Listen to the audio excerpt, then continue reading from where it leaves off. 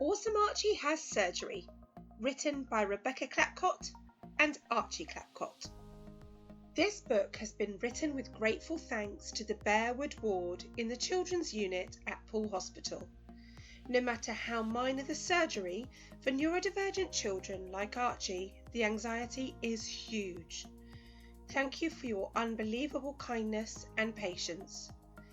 We hope that this book will encourage other neurodivergent families to feel less afraid of having to have surgery.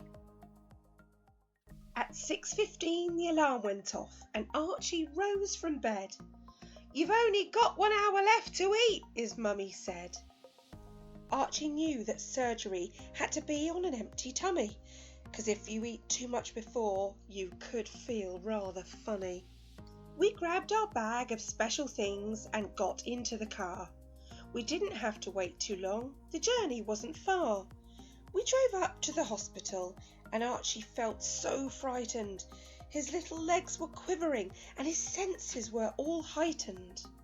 But once he got onto the ward, he settled in his bed that could move up, down, left and right by a button near his head.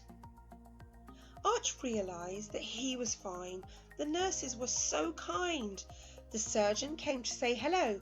This eased his anxious mind. He got a funny-looking gown, a bit like Grandma's dress.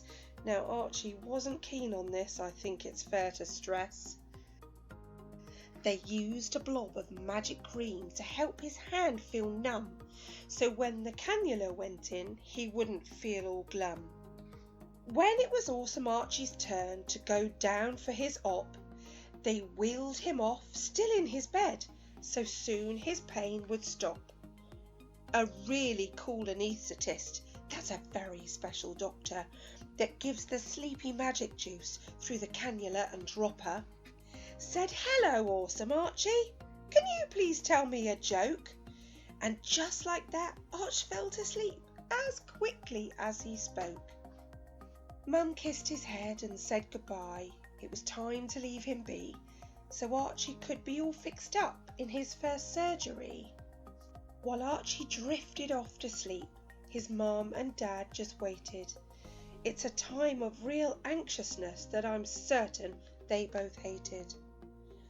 Before too long, the bed arrived, with Archie in so cosy. His face was tired but smiley, and his cheeks were rather rosy. His arm had a big squeezy thing, a blood pressure machine, and a magic finger reader where the oxygen is seen. The nurses and the surgeon, the anaesthetist too, came back to check on Archie once the surgery was through. They did this for a good few hours to check that he was well, and if the pain became too much, he need only ring the bell. Eventually the doctor said, "Arch, you can go home, but if you're feeling worried, tell Mummy she can phone." So hopefully, if you read this and you are going in to see a doctor or a nurse, you'll know where to begin. If Awesome Arch can do it, then really so can you, because just like him, we recognise that you are awesome too. The end. Don't forget to check out the keywords at the end of this story.